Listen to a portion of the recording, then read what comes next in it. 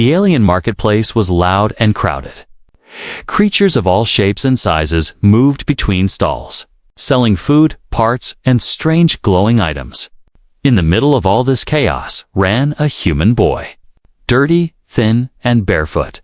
His name was Kalen. And he was always running from trouble. From hunger, from the guards who hated humans. His clothes were torn, his eyes sharp, and around his wrist was something strange. A silver bracelet, old and glowing faintly with blue light.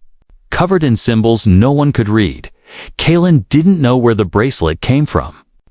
He just remembered waking up with it years ago. In a broken escape pod buried under the junk hills. The old humans and the slums told him to keep it hidden. They said it was cursed, or maybe sacred. But Kalen liked it. It made him feel safe, even lucky. Every time danger came, the bracelet blinked or buzzed softly, warning him to run, to hide, to change direction. And it always worked. On this day, he had stolen a small bag of fruit from a trader's stall. The fruit was rotten, but to Kalen, it was gold. He ran fast through the maze of the marketplace, laughing, ducking under alien legs, sliding through narrow paths. The guards shouted, "Human thief!" But he was too quick, too clever. He turned a corner and vanished into the shadows, far above. In a floating tower made of glass and black stone. An alien billionaire named Varnak watched the market on his holoscreens.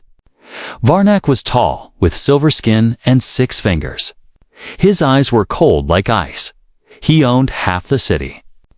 He had built his empire through power. Fear and secrets, he cared for nothing but control. And the past was something he had locked away long ago. But then, something on the screen caught his eye. He leaned forward, slowly, the camera zoomed in on a human boy. Running with a bag of fruit, and on the boy's wrist was the bracelet. Varnak's entire body froze.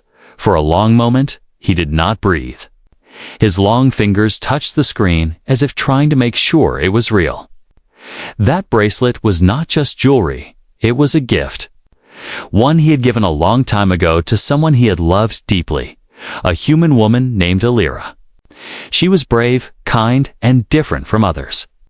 They had met in secret, loved in secret, but she had vanished during the human rebellion over 100 years ago. He thought she had died. The bracelet was lost with her. Or so he believed. Now it was here, on a human boy's wrist. Varnak's voice cracked as he whispered her name. Elira, his cold heart, buried for so long, suddenly burned with questions. Was she alive? Did this boy steal it? Was he her child? He pressed a button on the table. His servant appeared instantly. Bowing low, "Zoom in," Varnak ordered. Track him, find him, back in the marketplace. Kalen had reached the edge of the city. He sat under a metal bridge, eating the fruit fast. He didn't notice the small black drone flying above him. Watching, recording, sending every movement back to Varnak's tower. The bracelet on his wrist blinked softly. As if sensing danger, Kalen frowned, looked around, but saw nothing. Just the dust, the metal, the sky full of ships in the tower. Varnak watched every second. His mind raced. If this boy had the bracelet, it meant something had survived, something he had left behind. His calm expression cracked. And for the first time in a century, his voice held emotion. "Bring me the boy," he said. Alive in the slums, the old humans began to whisper. Some had seen the bracelet's glow. Some remembered the old stories. The one who wears the mark shall awaken the forgotten machines. The one who runs shall rise. Kalen had no idea what was coming. No idea that the richest alien in the city was now hunting him, not for gold. Not for power, but for a memory, a ghost. And maybe something more dangerous than either. He wiped his mouth and looked up at the sky. "One day," he whispered, "I'll leave this place, far above." Varnak's eyes narrowed as he stared at the boy's face. "You don't know who you are," he said softly. "But I will find out." And with that, the hunt began. Varnak stood still in his glass tower, staring at the frozen image of the human boy on the screen. The bracelet on the boy's wrist was not just a lost treasure, was a wound. Open again after 100 years, Varnak, the cold alien billionaire, who had once ruled with silence and fear, now felt something strange inside him. Something hot, like pain, or maybe regret he had loved once. A long time ago, Elira was her name, a human woman with fire in her heart and kindness in her eyes. He had given her the bracelet, not as a gift, but as a promise. A promise to protect her, to always find her. But she had vanished during the human rebellion. When humans rose up against alien rule, all Varnak ever found was blood and silence. He told himself she was gone, buried in the dirt of a forgotten war. So he buried his love with her, and rose to power alone, but now a poor, dirty human child had appeared, wearing the very same bracelet. And Varnak's mind screamed, how? He called his hunters elite alien trackers, trained to find anything, anyone, across stars. Use everything, he ordered: drones, spies, satellites. I want the boy caught before sunset, in the streets below. Kalen walked through the shadows. Unaware of the storm chasing him, his feet hurt. His belly was full 4-1 sand. His thoughts were somewhere far. He rubbed the bracelet gently. It was warm now, warmer than ever. He had never seen it glow so bright before. Something was changing. He passed by a broken wall where old humans sat warming their hands over a barrel fire. One of them, an old woman with silver hair and a scarred face, gasped when she saw him. The Lightwalker, she whispered. It's real, Kalen blinked. What? She pointed at the bracelet that Mark was worn by the guardian of the last gate. That was before the cities fell, before humans became dust in their own lands. Kalen frowned. It's just a bracelet I found. No, she said. Eyes wide, it found you. He didn't understand. But the air felt heavy. He walked away, trying to shake this strange feeling. But eyes were on him. Now old eyes, hopeful eyes, fearful eyes. And far above, mechanical eyes, watching from the sky. Varnak's hunters spread through the city, moving silently, asking questions. Showing holograms of Kalen's face, most aliens ignored them. But a few pointed toward the slums. One bounty hunter, a tall reptile with steel arms, spotted a fruit seller and asked, "Did this boy come here?" The seller nodded. He stole my fruit. Which way did he go? That way, he pointed. Toward the dead factories. The chase was on. Kalen entered a dark building, old and broken. It used to be a machine plant before the war. Now it was filled with rust. Rats and silence. He found a corner to sit. Wrapping his arms around his knees, he didn't know why. But something in his chest felt cold, like someone was reaching for him. He looked at the bracelet again. What are you? He whispered suddenly. It blinked 3 times and buzzed. The wall next to him made a soft clicking sound. Then it slid open, revealing a small room, clean and bright. Lights came on without a sound. Kalen stepped inside, his eyes wide. What? Is this place? Inside was a chair, a screen, and a box. The screen lit up with alien symbols, then changed into human words. Welcome. Genetic match detected. Kalen's mouth dropped open. The box opened slowly. Inside was a glowing stone and a hologram cube. He touched the cube, and an image appeared, a woman. Her face soft, strong, beautiful, human. She looked like him. If you are seeing this, the image said. Then my message has survived. Outside. One of Varnak's drones locked onto the bracelet's energy. It sent the signal up to the tower. Varnak turned sharply as his screen beeped. He's been found in the hidden room. Kalen watched the hologram speak. The one who wears the bracelet must find the memory vault. Only then will humanity remember who they were. Kalon was too stunned to move. The woman looked familiar, like someone from his dreams. Maybe even his mother. He didn't know why. But he trusted her voice. He clenched his fist. I need answers. Suddenly, the door behind him exploded. The bounty hunter entered, eyes glowing. There you are, Kalon ran, the bracelet blinking like a heartbeat.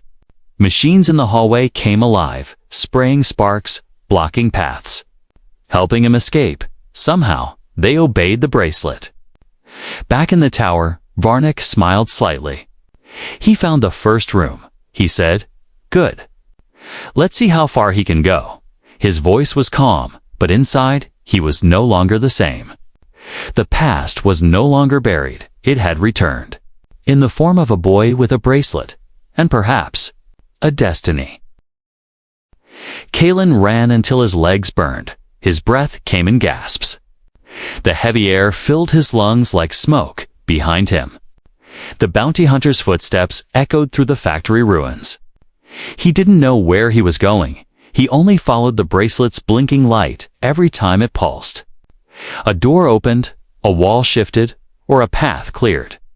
It was like the old machines were alive, and they were helping him escape.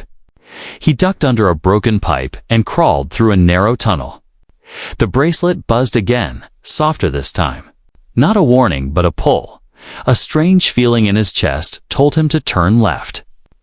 Deeper into the ruins, he didn't question it anymore. He just obeyed. He came out into a wide, circular chamber. The walls were smooth and metal, but covered in dust and vines. In the center was a large glass panel.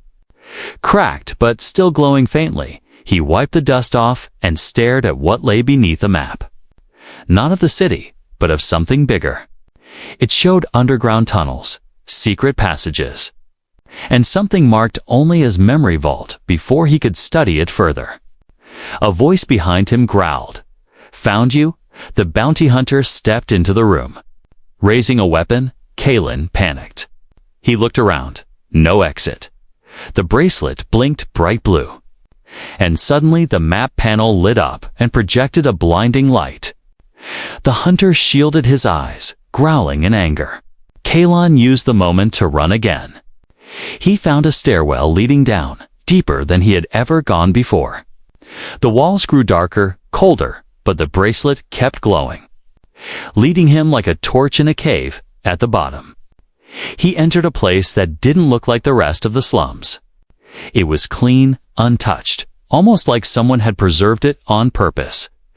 Old banners with human symbols hung from the ceiling.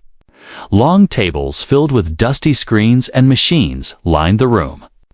In the center stood a chair with a helmet attached.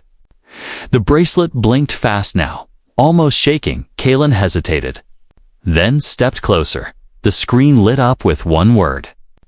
Ready, he sat down and placed the helmet on his head. The moment it touched his skin, images exploded in his mind, memories, but not his own. Cities of glass and light, human ships flying through alien skies, crowds cheering, war horns, betrayal, explosions.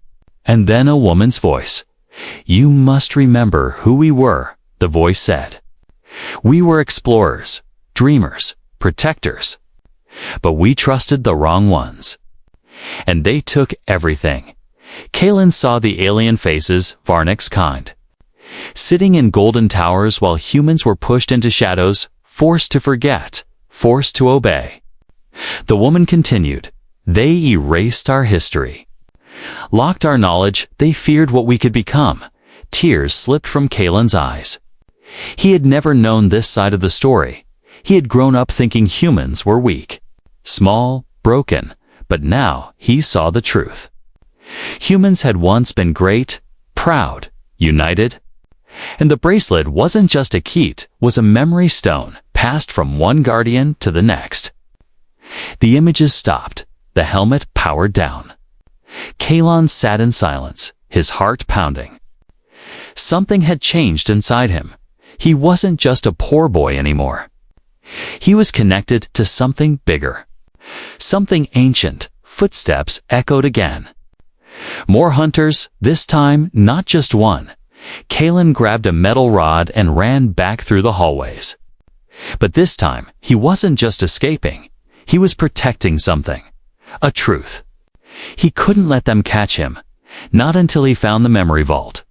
He dashed back into the upper ruins, slipping through shadows and forgotten doors. He reached the edge of the slums and collapsed near a pile of old junk. Breathing hard, he looked up at the night sky. The stars above didn't feel so far anymore. A hand touched his shoulder. He jumped. Ready to swing but stopped. It was the old woman with the scar. The one who had called him Lightwalker. You saw it, didn't you? She said softly. The truth. Kalen nodded. Unable to speak, she looked at the bracelet and smiled. It has awakened. The others will come now. Others? Kalen asked, his voice barely a whisper. Those who still remember, she said. We have waited for you, child of fire. Bearer of the past. Kalen didn't know what that meant, but he felt it too, deep in his bones. Something had awakened. The bracelet blinked again. And he knew the next step was find the vault. Reveal the truth and remind the galaxy what it had tried to forget. Far above, in his floating tower, Varnak watched the screens again. This time, he wasn't angry. He was curious. The boy had done more than survive. He had unlocked a part of history even Varnak thought was lost. He's more than a child, Varnak said to himself. He's a key, just like she was, and for the first time. Varnak smiled not with cruelty, but with memory. Kalen didn't remember falling asleep. His body had given up after too much running, too much fear, and too many questions. When he opened his eyes, everything felt wrong. The ground wasn't hard or dirty. It was smooth, cold, and clean. The air smelled like metal, not dust. He tried to sit up. But something pulled at his wrists. He was tied to a chair. His heart pounded. He looked around. The room was white, silent, and too bright. There were no windows, only smooth walls and a humming sound from somewhere above. A machine on the wall blinked with red lights. Watching him like an eye, Kalen pulled at the straps. But they wouldn't move. Then the door opened. Varnak entered slowly. Dressed in a dark robe, his silver skin shimmered in the light. His face was calm, but his eyes burned like fire.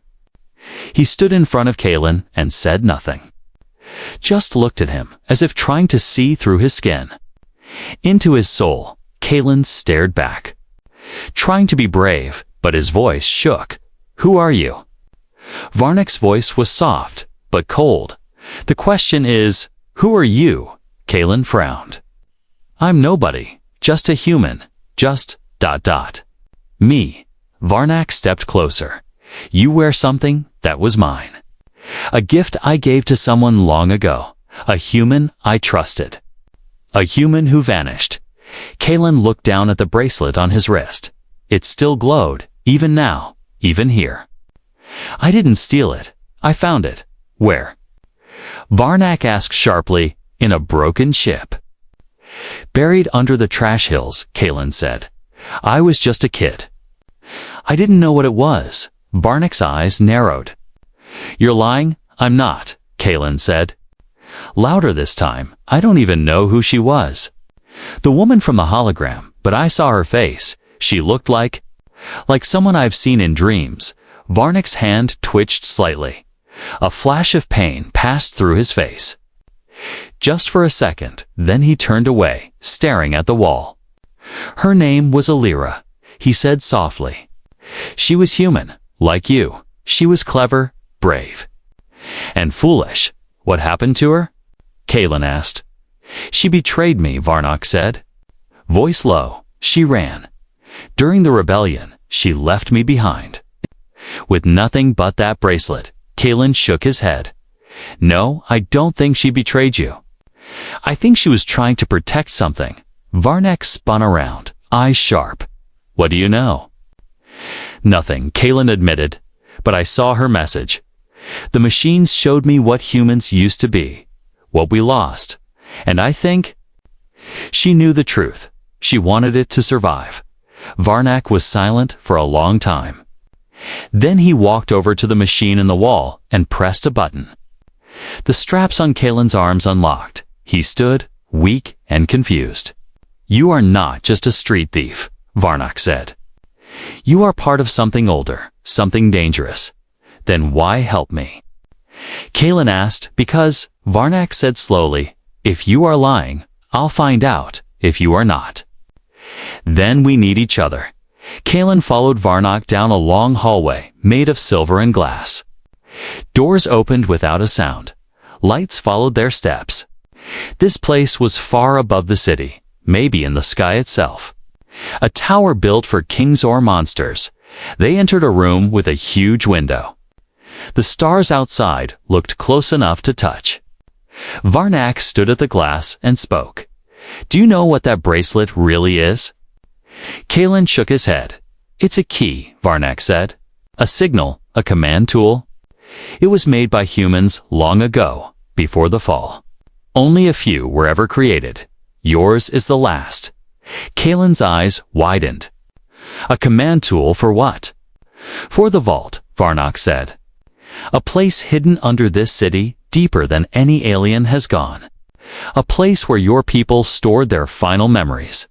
Knowledge, power." Kaylin's voice dropped to a whisper. "And Alira knew how to find it." "She did," Varnak said. "And now, somehow." "You do too." Kaylin looked at his wrist. The bracelet pulsing softly, like it was listening. "I don't understand why me. I'm just a nobody," maybe Varnak said. "But history doesn't choose the strong. It chooses the willing." Suddenly, alarms rang through the tower. A screen on the wall flashed with red symbols. Varnak turned and frowned. "Someone's found the old signal. Others are coming. We are not the only ones looking for the vault." Kaylin stepped back, fear in his eyes. "What do we do?" Varnak looked at him with cold purpose. "We find it first."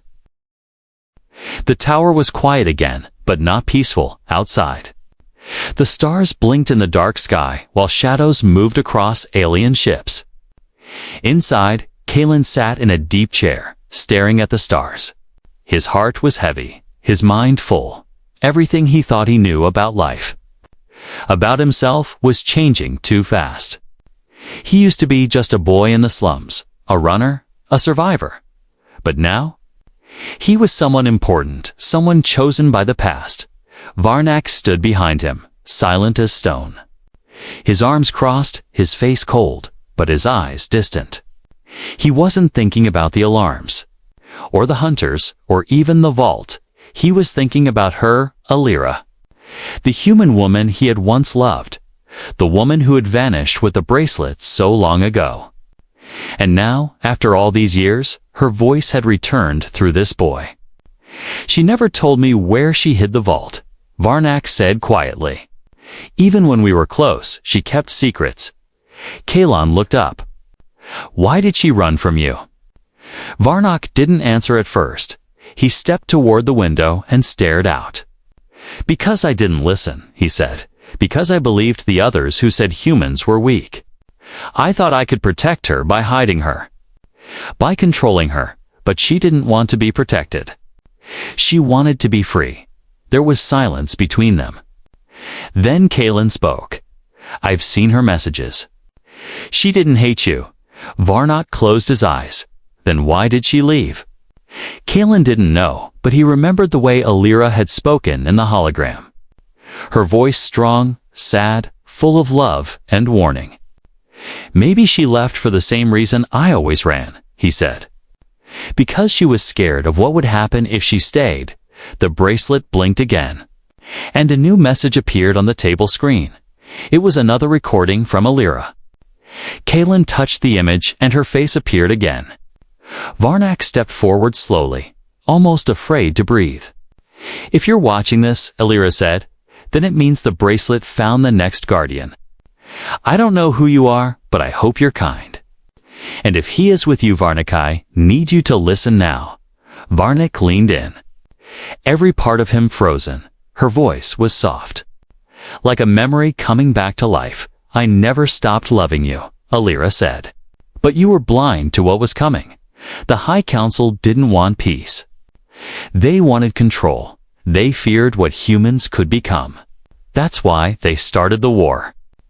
Not us." Kalen watched Varnak's face, saw his lips tremble just slightly. A crack in the armor, a wound never healed. "I had to leave," Alira continued, "because they were watching me. Because I was carrying something more important than love." Kalen blinked. "Carrying?" Varnak's eyes widened as the message continued. Alira placed a hand on her stomach. "A child," she said. "Our child." The room fell silent. Kalen sat back, shocked. "She had a baby?" Varnak stepped back slowly, like the floor had vanished under him. "No," he whispered. "She never told me." Kalen looked down at the bracelet. It had always felt like it belonged to him, like it called to his blood. And now he understood why. "You think?" He began. "Do you think I'm Varnak?" Nodded slowly. "You might be her son." Kalen's heart raced. "But I don't remember her. I don't remember anything before the crash." "Maybe that was on purpose," Varnak said.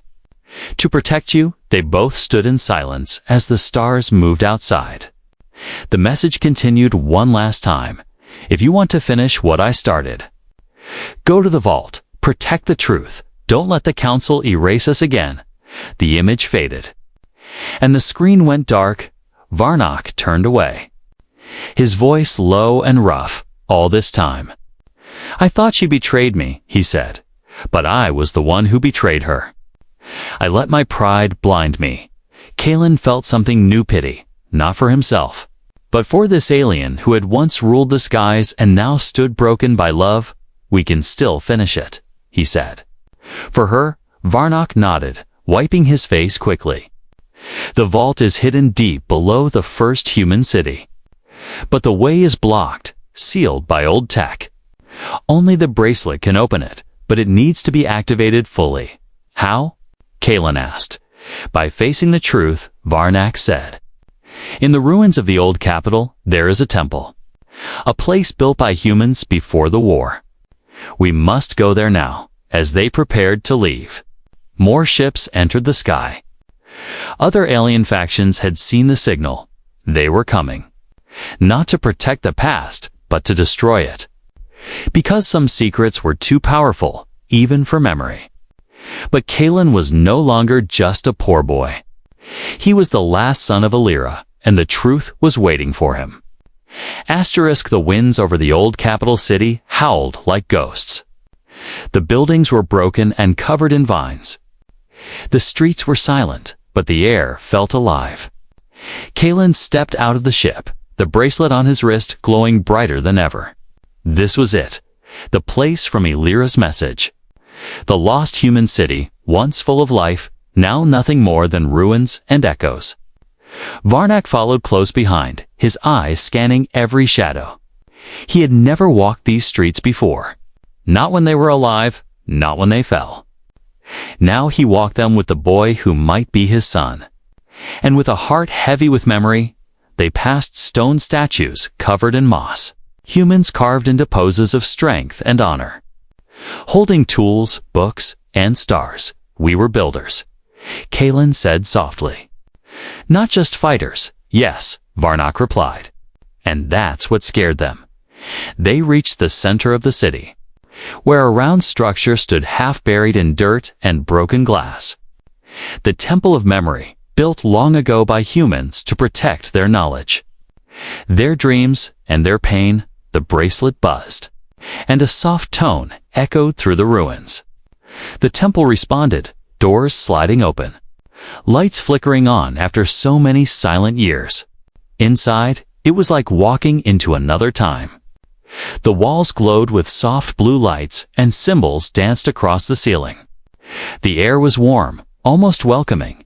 At the center stood a tall spire, surrounded by 7 stone pillars. Each one held carvings of human history piece. Discovery, betrayal, war, exile, silence. And hope, Kalen stepped toward the spire. The bracelet blinked rapidly. Then it shot out a beam of light that touched the spire's base. A loud hum filled the air, and the ground shook gently. Machines buried deep began to wake after 100 years of sleep. Suddenly, from the ceiling, a large hologram burst to life. It showed the galaxy as it once was, dozens of planets with human colonies, alliances, and glowing paths of trade and travel. Varnock gasped. So much was erased. Then came the war. The map turned red. Planets fell. Human cities burned. Alien flags replaced old banners. And finally, the image shrank to show the last signal, the bracelet's location. Hidden here all this time, Kalen turned as footsteps echoed behind them. Figures in armor entered the temple. Not human, not friendly. Council enforcers, Varnock growled. They found us. The soldiers raised weapons. Step away from the vault, one shouted. The past must remain buried. Kalen stepped forward. No, the past belongs to all of us. The leader of the soldiers laughed. You're just a boy. I was, Kalen said. But now, I'm the voice of those you tried to erase. He raised the bracelet, and the spire answered. Light exploded outward, striking the soldiers. Their weapons shut down, their helmets cracked. The machines of the temple were defending him. Recognizing the guardian once again, outside, humans began to appear, rawled men and women from the slums, young runners like Kalen, forgotten engineers, teachers, and dreamers. They had followed the signal, the hope, the fire that had been relit in their blood. Some carried tools, others old weapons. Many just came with their hands and voices. Ready to stand again? This is the uprising, Varnock said. Watching from the temple steps, not of war but of memory, Kalen stepped out, facing the growing army of council soldiers. He didn't shout, didn't raise his fists. He simply spoke. We remember now. We remember who we are. And we are not afraid of you anymore. The bracelet pulsed, and all across the city, lights came on. Machines in the ground began to rise, old ships, repair drones, data towers. The last remains of human greatness were no longer lost. They were awake. The soldiers hesitated, looking around. They were trained to crush rebellion, but not to fight ghosts, not to fight an idea reborn. Then the humans moved, not to attack, but to stand together, one by one, side by side. A wall of memory and of future. The soldiers backed away, ships pulling back. The council had not expected this, not unity, not strength born from truth. They had expected a broken race. But they had found fire instead. Kalen turned to Varnock. It's only the beginning, Varnock nodded. I see now, Elira was right. They couldn't erase your people. Not forever, in the distance. More human cities lit up. Signals spread across the sky. Waking more machines, more minds. The galaxy that once silenced Earth now trembled as Earth's voice returned. Kalen raised his hand, the bracelet shining like a star. We were forgotten, he said, but now, we rise. The galaxy was no longer silent. Signals lit the skies like falling stars. And across distant planets, old machines whispered to life again. The ancient voice of humanity had returned.